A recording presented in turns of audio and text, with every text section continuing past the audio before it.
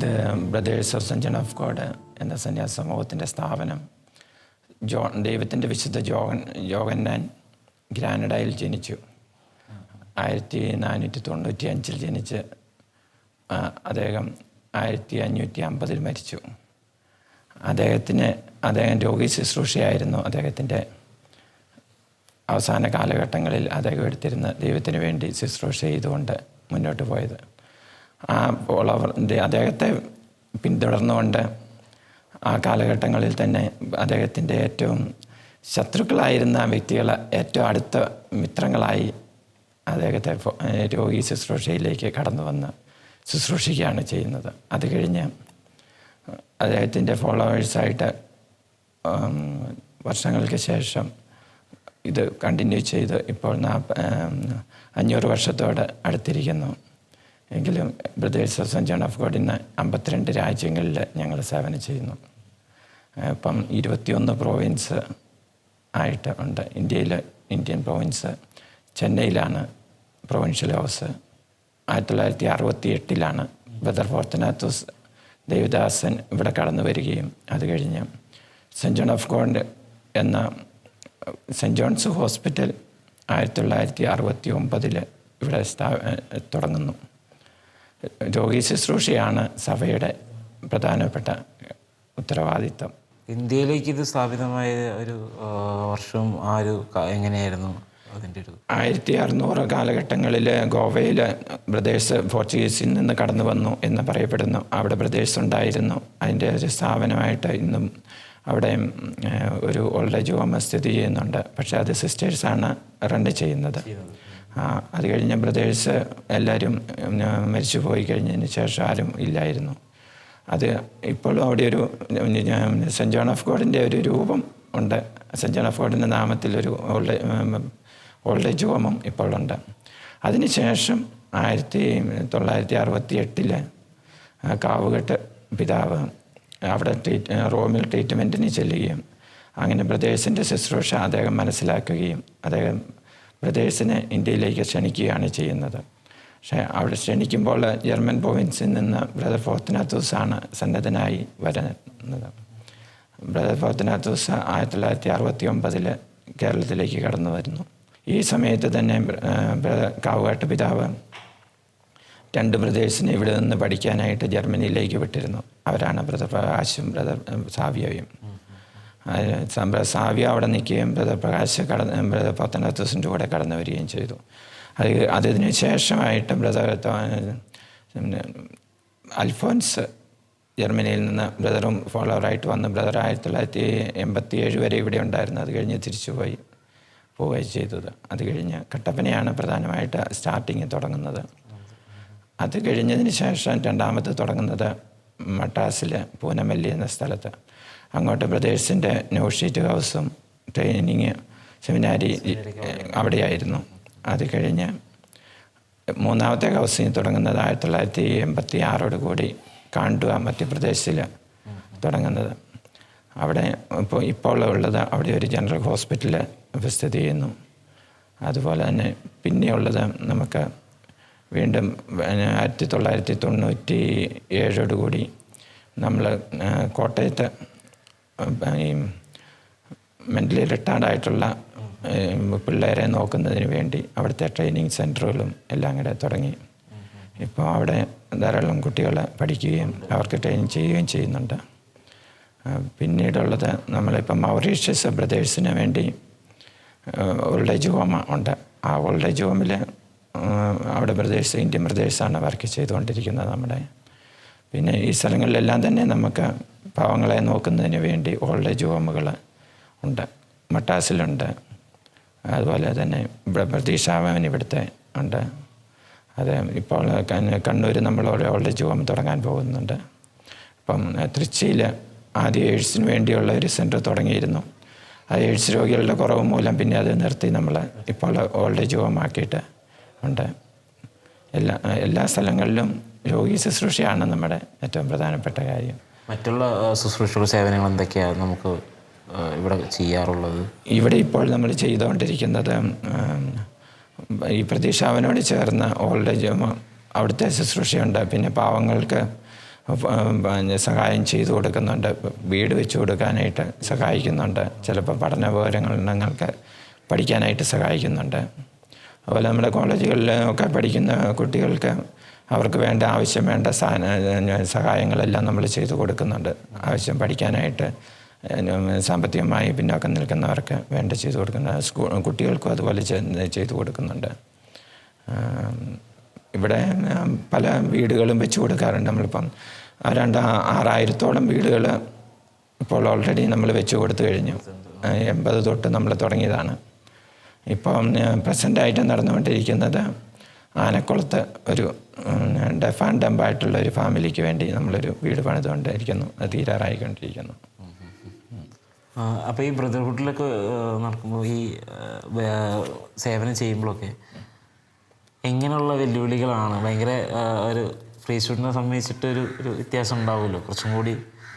ബ്രദർഹുഡിനെ സംബന്ധിക്കുമ്പം മിക്കവാറും സാധാരണ നമ്മളിപ്പം അറിയപ്പെടുന്നത് ഒരു ബ്രദർ എന്ന് പറഞ്ഞു കഴിഞ്ഞാൽ ഒരു ആൾക്കാരുടെ മുന്നിൽ അത്ര വലിയ വിലയുള്ളതൊന്നുമല്ല. അതേസമയത്ത് അച്ഛൻ എന്ന് പറഞ്ഞു കഴിയുമ്പം വലിയ വിലയാണ്, അവർ ചെയ്യുന്ന വലിയ ഇതുണ്ട്. പക്ഷെ നമ്മൾ ചെയ്യുന്നത് നമ്മൾ വളരെ അനുകമ്പാത്രമായ സ്നേഹത്തോടെ രോഗികൾക്ക് വേണ്ടി പാവങ്ങൾക്ക് വേണ്ടി നമ്മൾ ചെയ്യുന്നു. അത് നമ്മൾ ആരോടും കൂട്ടുഘോഷിക്കാറില്ല, നമ്മൾ പറയാറില്ല. പക്ഷേ വളരെ സൈലൻ്റായിട്ട് ചെയ്യുന്ന ഒരു സേവനമാണ് ദൈവത്തിന് വേണ്ടി ശുശ്രൂഷിക്കുന്നത്. ദൈവത്തെ മുന്നിൽ കണ്ടുകൊണ്ട് നമ്മൾ ശുശ്രൂഷിച്ചുകൊണ്ടിരിക്കുന്നു. ഞങ്ങളുടെ വ്രതങ്ങൾ എന്ന് പറയുന്നത് ശരിക്കും പറഞ്ഞാൽ ദാരിദ്ര്യം, ബ്രഹ്മചര്യം, അനുസരണം, ഹോസ്പിറ്റാലിറ്റി, ആതുര സേവനം നമ്മൾ ലക്ഷ്യമാക്കിയാണ് മുന്നോട്ട് വന്നത്.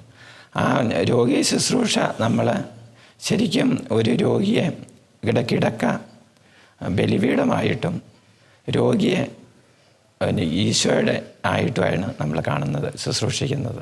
അത് ഒരു പ്രത്യേക ഒരു വിളിയാണ്. അത് പെട്ടെന്നുള്ള ഇത് കയറി വരാൻ സാധിക്കില്ല. കാരണം ഒരു വെല്ലുവിളി നിറഞ്ഞ ഒരു ജീവിതമാണ് ശരിക്കും പറഞ്ഞു കഴിഞ്ഞു കഴിഞ്ഞാൽ ഈ രോഗി ശുശ്രൂഷ എന്ന് പറഞ്ഞു കഴിഞ്ഞു കഴിഞ്ഞാൽ. അത്രയൊരു ദൈവാനുഗ്രഹം ഉണ്ടെങ്കിൽ മാത്രമേ നമുക്ക്, ദൈവത്തിൻ്റെ ഒരു പ്രത്യേക വിളി ഉണ്ടെങ്കിൽ മാത്രമേ നമുക്ക് ഇതിനായിട്ട് പിടിച്ചു നിൽക്കാൻ സാധിക്കുകയുള്ളൂ. സഭയിൽ വന്ന് ചേരുമ്പോൾ തൊട്ട് പിറ്റേ ദിവസം തൊട്ട് ഞങ്ങൾ രോഗിയെ ശുശ്രൂഷിക്കാനാണ് ഞങ്ങളെ വിടുന്നത് ശരിക്കും പറഞ്ഞു കഴിഞ്ഞു കഴിഞ്ഞാൽ.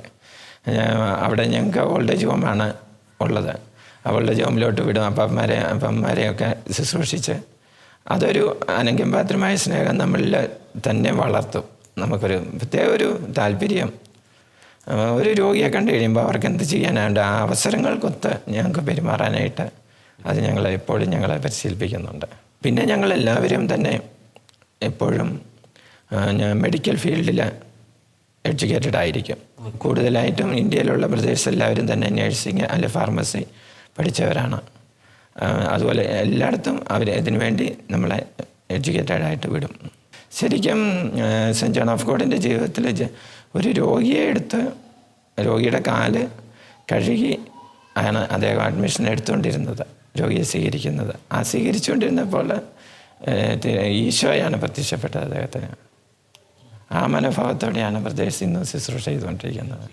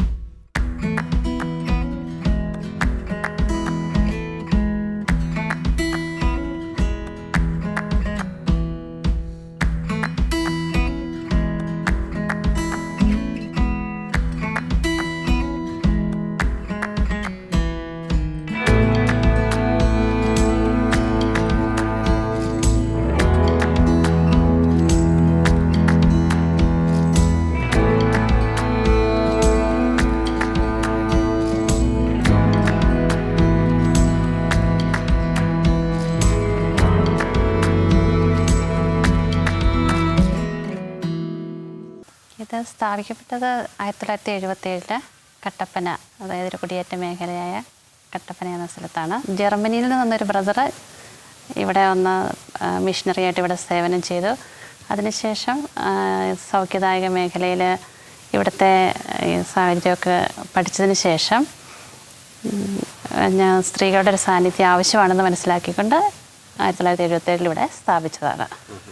നമ്മുടെ കാരിസ് എന്ന് പറഞ്ഞിട്ടുണ്ടെങ്കിൽ ആദരാത്മക ശുശ്രൂഷയാണ്. ഞങ്ങളുടെ സമൂഹത്തിൻ്റെ ആദർശവും മുദ്രാവാക്യവും through the body to the soul, ശരീരത്തിലൂടെ ആത്മാവിലേക്ക്, ശരീരത്തെ ശുശ്രൂഷിച്ച് ആത്മാക്കളെ നേടുക എന്നുള്ളതാണ്. അതാണ് ഞങ്ങളുടെ സ്ഥാപക പിതാവ് ദേവദാസൻ ബ്രദർ ഫോർത്തുനാഥോസ് ഞങ്ങളെ പഠിപ്പിച്ചത്. അപ്പം കാണുന്നവരിലും നമ്മൾ കണ്ടുമുട്ടുന്ന രോഗികളിലും ഈശോയെ കണ്ടുകൊണ്ട് ശുശ്രൂഷിക്കുക എന്നുള്ള, അപ്പം നമ്മുടെ മെയിൻ കാരിസും ആദരാത്മക ശുശ്രൂഷയാണ്.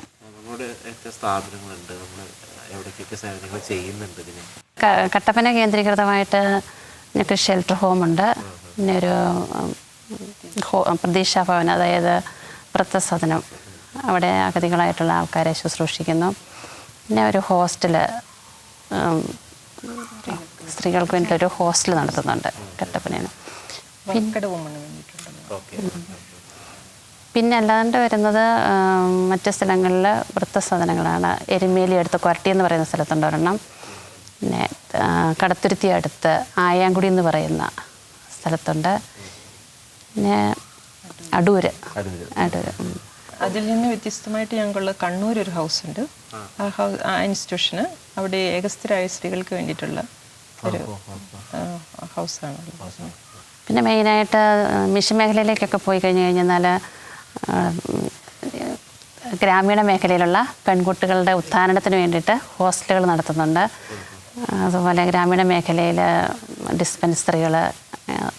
പിന്നെ മെയിനായിട്ട് തൃശ്ശി എന്ന സ്ഥലത്ത് മാനസിക വൈകല്യമുള്ള, ഇപ്പം നമ്മൾ മാനസിക വൈകല്യം എന്ന് പറയുകയല്ലോ, ഡിഫറൻ്റ്ലി ഏബിൾഡ് ആയിട്ടുള്ള സ്ത്രീകളുടെ പുനരുത്ഥാനത്തിന് വേണ്ടിയിട്ട് ഒരു സ്ഥാപനം തമിഴ്നാട്ടിൽ തൃശ്ശി എന്ന സ്ഥലത്തുണ്ട്. പിന്നെ അതല്ലാതെ ഞങ്ങൾ ചിന്തിക്കുമ്പോൾ ഞങ്ങളുടെ പ്രവർത്തന മേഖല ഇന്ത്യക്ക് വെളിയിൽ ജർമ്മനി, സ്പെയിന്, ഓസ്ട്രിയ എന്നീ രാജ്യങ്ങളിലേക്ക് വ്യാപിച്ചിട്ടുണ്ട്. ഇത് കേരളത്തിൽ സ്ഥാപിച്ച ബ്രദറിന്റെ പേര് ഫോർത്തുനാത്തോസ് താൻഹോയ്സ്. അദ്ദേഹം ജർമ്മൻകാരനാണ്. ജർമ്മനിയിൽ ജനിച്ചു, അവിടെ വളർന്നു, സഭയിൽ ചേർന്നതും ജർമ്മനിയിൽ തന്നെ. പിന്നീട് 69കളിലാണ് അദ്ദേഹം കേരളത്തിലേക്ക് വരുന്നത് ഒരു മിഷണറി ആയിട്ട്. അങ്ങനെ കട്ടപ്പന, അതായത് കേരളത്തിലേക്ക് ക്ഷണിക്കപ്പെട്ടത് ചങ്ങനാശ്ശേരി അന്നത്തെ ആർച്ച് ബിഷപ്പ് മാർ മാത്യു കാവുക്കാട്ടാണ്. അദ്ദേഹമാണ് ഇങ്ങോട്ടേക്ക് ക്ഷണിക്കുന്നത്. അപ്പോൾ ആ ക്ഷണം സ്വീകരിച്ച് 67 ആദ്യം അദ്ദേഹം ഒരു 2 ആഴ്ചത്തേക്ക് ഇവിടെ വന്ന് സ്ഥലങ്ങളെല്ലാം കണ്ടു. അപ്പോൾ ഒരു നിശ്ചിത സ്ഥലം അന്ന് കണ്ടെത്തിയില്ലായിരുന്നു. അപ്പോൾ അങ്ങനെ കേരളത്തിൻ്റെ ഒരു 3 സ്ഥലങ്ങൾ നോക്കിയെങ്കിലും കൂടുതൽ ഉചിതം, അതായത് ഒരു മിഷൻ വർക്കും ഇവിടെയുള്ള അവരുടെ ആവശ്യം, അന്നത്തെ ഈ കട്ടപ്പന എന്ന് പറഞ്ഞു കഴിഞ്ഞാൽ 69കളിൽ വളരെ ദയനീയമായൊരു അവസ്ഥയായിരുന്നു, ഹൈ റേഞ്ചിൻ്റെ അവസ്ഥ. അപ്പം ജനങ്ങൾക്ക്, വളരെ പാവപ്പെട്ട ജനങ്ങളുണ്ടായിരുന്ന ഒരു ഏരിയയായിരുന്നു മലയോര ജനത.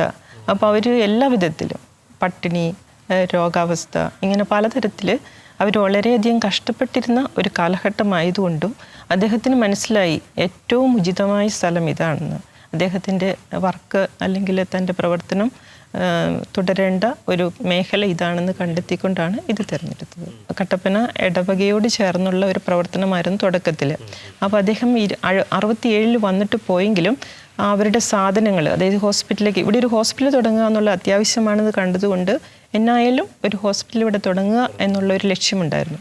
അപ്പം അതിന് മുൻപായിട്ട് ഇവിടേക്കുള്ള സാധനങ്ങൾ അയക്കണമെങ്കിൽ ഇവിടെ നിലവിലൊരു ഹോസ്പിറ്റൽ വേണമായിരുന്നു. അങ്ങനെ ഒരു ഉദ്ദേശത്തോടു കൂടി ഇവിടെ ഒരു ഡിസ്പെൻസറി ആദ്യം സ്ഥാപിക്കുകയുണ്ടായത്. അത് അന്ന് അദ്ദേഹം ഇവിടെ ഇല്ല, പക്ഷേ അന്നത്തെ കട്ടപ്പന ഇടവക ജോസഫ് മൈപ്രോക്കരോട്ട് അച്ഛനായിരുന്നു. അദ്ദേഹം അതിന് നേതൃത്വം നൽകി ഒരു ഡിസ്പെൻസറി തുടങ്ങി. പ്രദേശത്തിന് വേണ്ടിയിട്ടാണ്, പ്രദേശത്തിൻ്റെ സ്ഥലവും എല്ലാം പ്രദേശത്തിൻ്റെ, പക്ഷേ അദ്ദേഹം അതിന് നേതൃത്വം എടുത്ത് ഒരു ഡിസ്പെൻസറി തുടങ്ങി, കാരണം ഇതിനു വേണ്ടിയിട്ട്. അപ്പം 69 അദ്ദേഹം വരുമ്പോൾ ഓൾറെഡി ഈ ഡിസ്പെൻസറി പ്രവർത്തനം ആരംഭിച്ചിരുന്നു. 10-28 ബെഡോട് കൂടിയ ഒരു ചെറിയ ഡിസ്പെൻസറി ആളുകളെ കിടത്തി ചികിത്സിക്കുന്നുണ്ടായിരുന്നു. അപ്പോൾ അതേ തുടർന്ന് എന്നെ കൂടുതലൊരു വലിയ ഹോസ്പിറ്റലിൻ്റെ ആവശ്യം കണ്ടുകൊണ്ടാണ് ഇവിടെയുള്ള ഇപ്പം ഇരിക്കുന്ന സെൻറ്റ് ജോൺസ് ഹോസ്പിറ്റലിൻ്റെ അവിടെ ഒരു 6 വീട്ടുകാരുടെ സ്ഥലങ്ങൾ വിൻസെൻ്റ് പോൾ സൊസൈറ്റിയുടെ നേതൃത്വത്തിൽ അത് സമാഹരിച്ച് കൊടുത്തു. അപ്പോൾ അവിടെയാണ് ഈ സെൻറ്റ് ജോൺസ്, ഇന്ന് നമ്മൾ കാണുന്ന സെൻറ്റ് ജോൺസ് ഹോസ്പിറ്റലിൻ്റെ ആരംഭം. അതിൻ്റെ ഫസ്റ്റ് ബ്ലോക്ക് ആരംഭിച്ചിട്ട് 71 അതിൻ്റെ ഫസ്റ്റ് പ്രവർത്തനം ഇവിടെ ആരംഭിക്കുന്നത്. ബ്രദറിനോട് വല്യച്ഛൻ എന്നാണല്ലോ വിളിക്കുന്നത്. അപ്പോൾ കൂടുതലും ബ്രദറിൻ്റെ അവിടുത്തെ ജനങ്ങളോടുള്ള ഒരു സമീപനവും ഓക്കെ. ഹൈറേഞ്ചിൻ്റെ വെളിച്ചൻ എന്നാണ് അറിയപ്പെടുന്നത്.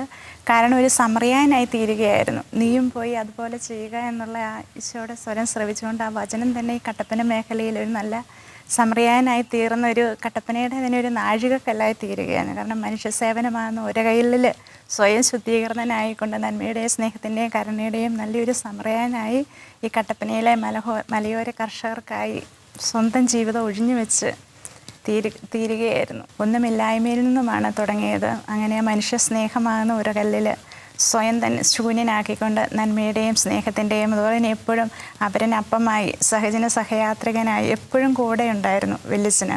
അങ്ങനെ എല്ലാവരും അങ്ങനെ കട്ടപ്പനയുടെ വെല്ലിച്ചനായി തീർന്നു. എല്ലാവരുടെയും ഹൃദയസ്പന്ദനം സ്വന്തം ജീവിതത്തിൽ അങ്ങ് ഒപ്പിയെടുക്കുകയായിരുന്നു.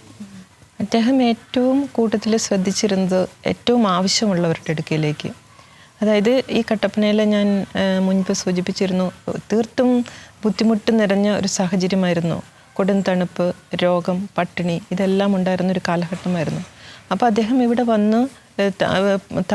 വന്ന് ഈ ഇടവകയോട് ചേർന്ന് ഇവിടെയുള്ള ജനങ്ങളെക്കുറിച്ച് ഒരു വ്യക്തത ഉണ്ടാവുകയാണ് ചെയ്തത്. അതായത് ഇവിടെ ഒത്തിരി ആവശ്യങ്ങളാണ്, എങ്ങോട്ട് നോക്കിയാലും ആവശ്യങ്ങളുടെ ഒരു വലിയ ഇതാണ് കാണുന്നത്. അപ്പോൾ അദ്ദേഹം ഫസ്റ്റ് ഈ ഹോസ്പിറ്റൽ സ്ഥാപിച്ചു, ഹോസ്പിറ്റലിലെ പ്രവർത്തനങ്ങൾ തുടങ്ങി എന്ന് പറയുമ്പോഴും പൈസയില്ലാത്ത ജനങ്ങൾ, ഹോസ്പിറ്റലിൽ വന്ന് അഡ്മിറ്റാകാൻ പറ്റാത്ത ജനങ്ങൾ, പട്ടിണി ആ വിധത്തിലുള്ളത്, ഇങ്ങനെയുള്ള എല്ലാ മേഖലകളിലേക്കും അദ്ദേഹം പതുക്കെ കടന്നു ചെല്ലുക ചെയ്തത്. രോഗികളെ ശുശ്രൂഷിക്കുന്ന ഒരു ഹോസ്പിറ്റൽ എന്നതിലുപരി പുറത്ത് ഈ ഹോസ്പിറ്റലിൽ വന്ന് താമസിച്ചതിന് ശേഷം തുടർന്ന് അവർക്കൊരു ആവശ്യമായ ഒരു സംരക്ഷണം ലഭിക്കുന്നില്ല വീട്ടിൽ. കാരണം ആവശ്യത്തിലുള്ള കരുതലോ ഭക്ഷണമോ ഇല്ല. അപ്പോൾ അങ്ങനെയുള്ളവരിലേക്ക് അദ്ദേഹം തിരിഞ്ഞു. അതിൻ്റെ ഫലമായിട്ടാണ് ഒരു ഓൾഡ് ഏജ് ഹോം, അതായത് ഓൾഡ് ഏജ് ഹോം എന്നതിനെ പേര് പറയാൻ ആ കാലഘട്ടത്തിൽ പറ്റില്ലായിരുന്നു. ആവശ്യത്തിലിരിക്കുന്ന എല്ലാവർക്കും ഒരു ഹോസ്പിറ്റലിൽ നിന്ന് ഡിസ്ചാർജ് ചെയ്യുന്നിട്ട് വീട്ടിലേക്ക് പോയി താമസിക്കാൻ പറ്റാത്തവർ, അതുപോലെ വഴിയിൽ പലതരത്തിൽ വഴിയിലാകപ്പെട്ട് വഴിയരികളിൽ താമസിക്കുന്നവർ, അനാഥരായ കുട്ടികൾ, ഡിസേബിലിറ്റി ഉള്ളവർ, ഇങ്ങനെയുള്ള എല്ലാവരെയും ഉൾക്കൊള്ളിച്ചുകൊണ്ട് ഒരു ഭവനം അദ്ദേഹം തുടങ്ങുകയായിരുന്നു ഈ ഹോസ്പിറ്റലിന് ശേഷം.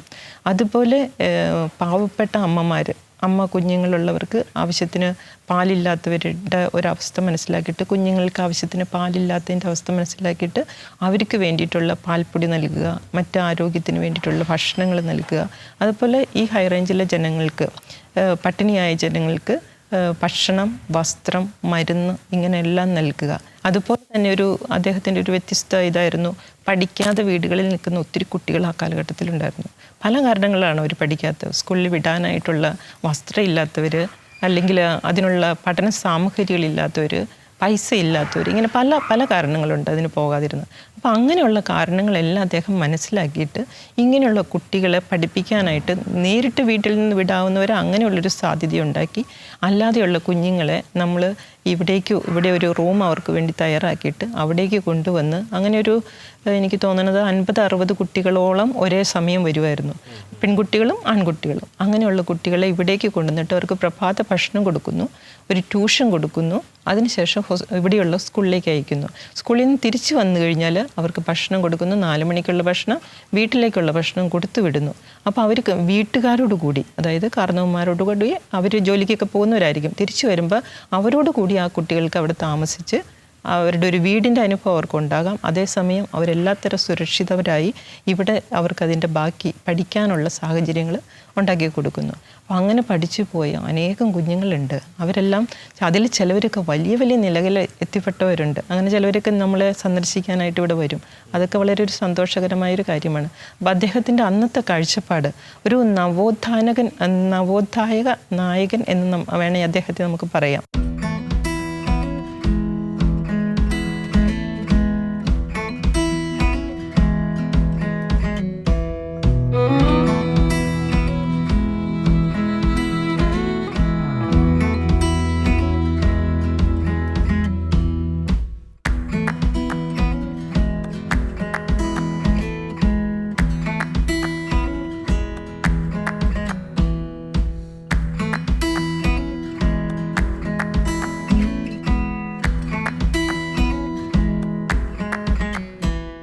ബ്രദറിൻ്റെ കബറിടത്തെങ്കിൽ വന്ന് പ്രാർത്ഥിക്കുന്നവർ, അതല്ലെങ്കിൽ വീടുകളിൽ അദ്ദേഹത്തിൻ്റെ മാധ്യസ്ഥം യാചിക്കുന്നവർ ഒത്തിരി പേരുണ്ട്. അപ്പോൾ അവർ പലരും ഇവിടെ വന്ന് ഒരു ബുക്ക് വെച്ചിട്ടുണ്ട്. ആ ബുക്കിൽ അവരുടെ സാക്ഷ്യങ്ങൾ എഴുതാറുണ്ട്. പലർക്കും സൗഖ്യം കിട്ടിയതായിട്ടൊക്കെ അതിനകത്ത് രേഖപ്പെടുത്തിയിട്ടുണ്ട്. അപ്പം അങ്ങനെ അദ്ദേഹത്തിലൂടെ പല കാര്യങ്ങളും നടക്കുന്നതായിട്ടാണ് ഞങ്ങൾക്ക് മനസ്സിലാക്കുവാനായിട്ട് സാധിച്ചിരിക്കുന്നത്. ഒത്തിരി സ്കൂൾ കുട്ടികളാണ് BSc നഴ്സിംഗ്. പിള്ളേരെല്ലാം രാവിലെ കുർബാന കഴിയുന്നത് ചാപ്പലിൽ നിന്ന് വെള്ളിച്ചൻ്റെ കബറിടത്തിലോട്ടാണ് പോകുന്നത്. ഇത് ഭയങ്കര വിശ്വാസമാണ്. പരീക്ഷയ്ക്ക് വന്നാലും അവിടെ എഴുതി വെച്ച് പ്രാർത്ഥിച്ച് അവരൊത്തിരി അനുഭവം ഇങ്ങനെ പറയാറുണ്ട്. വെള്ളിച്ചൻ്റെ ഇതുകൊണ്ടാണ് ഒത്തിരി ബുദ്ധിമുട്ടുള്ള പരീക്ഷകളാണേലും നന്നായി എഴുതി പാസ്സാകാൻ പറ്റി. അങ്ങനെ ഒത്തിരി നല്ലൊരു പോസിറ്റീവായിട്ടുള്ള ഇതാണ്. അങ്ങനെ അപ്പോൾ അവർ വെള്ളിച്ചനോട് തന്നെ അവർക്കൊരു ഭയങ്കര സ്നേഹമാണ് പിള്ളേർ.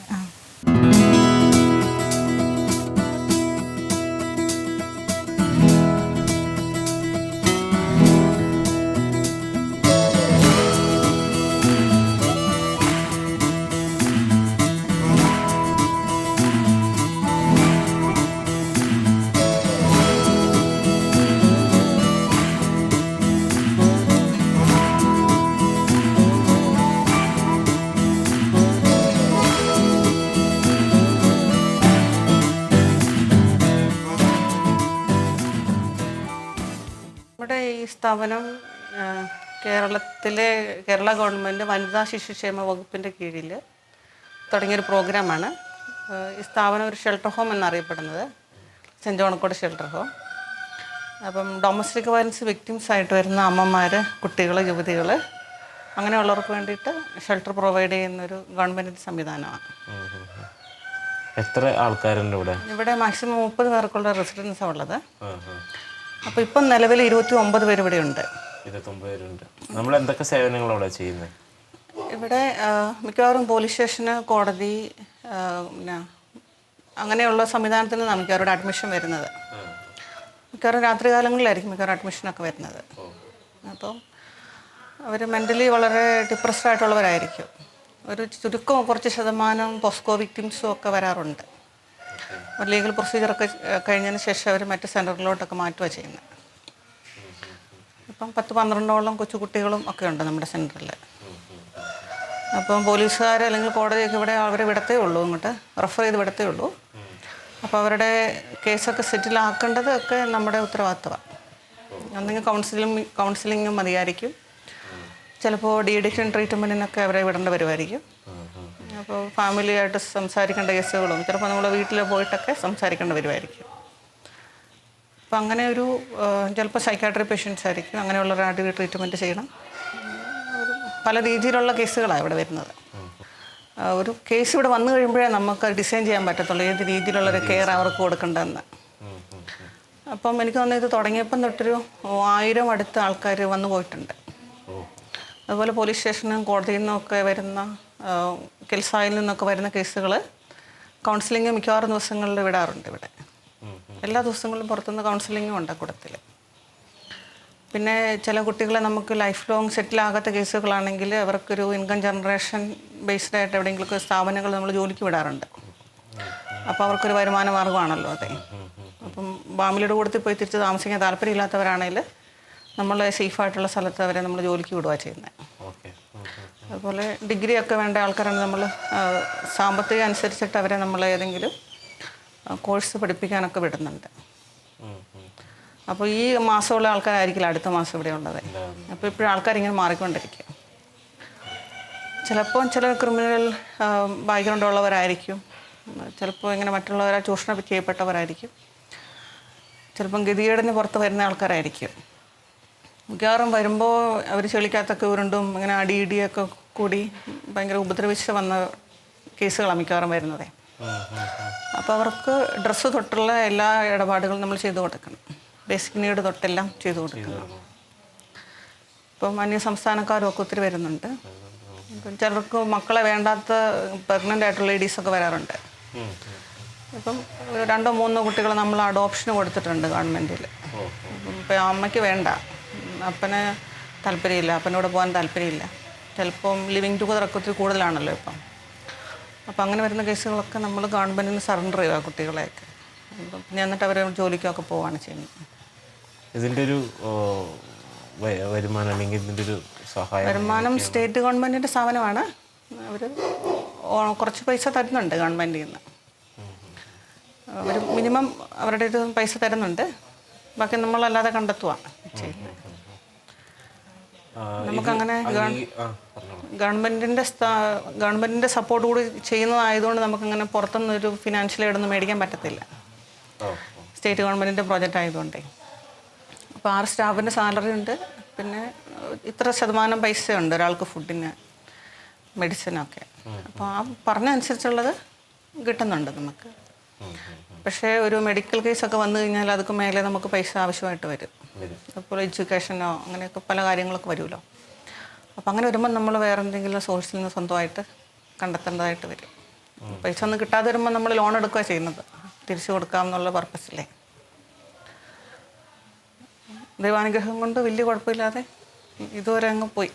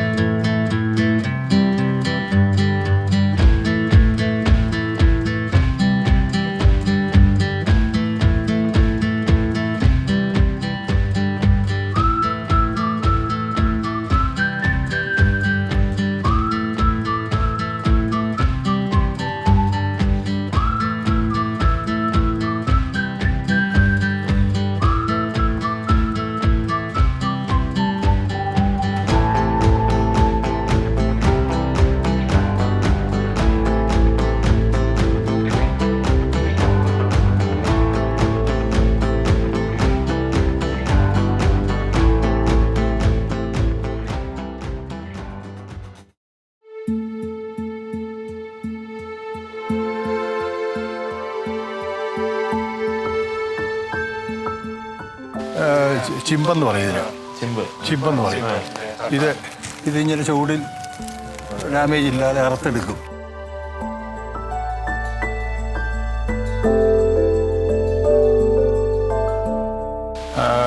നന്നായിട്ട് നനച്ചു കൊടുക്കുക. അത് ആ രീതിയിൽ പോയെങ്കിൽ ചെയ്തെങ്കിൽ കൃഷി വേറെ പ്ലാന്റ്സ് നിൽക്കത്തുള്ളൂ.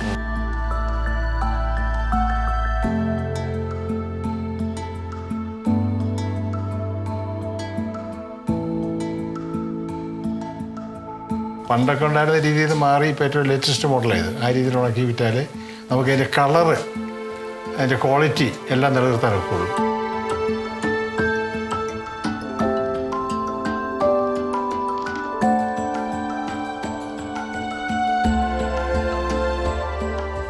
നമ്മുടെ ഇതിനകത്ത് 1000 കിലോ വരെ അടിക്കാവുന്ന ഇത് 500-ൻ്റെ ആണ്. 12 മണിക്കൂർ കൊണ്ട് ഉണങ്ങുന്ന, 12 അല്ല 14 മണിക്കൂർ കൊണ്ട്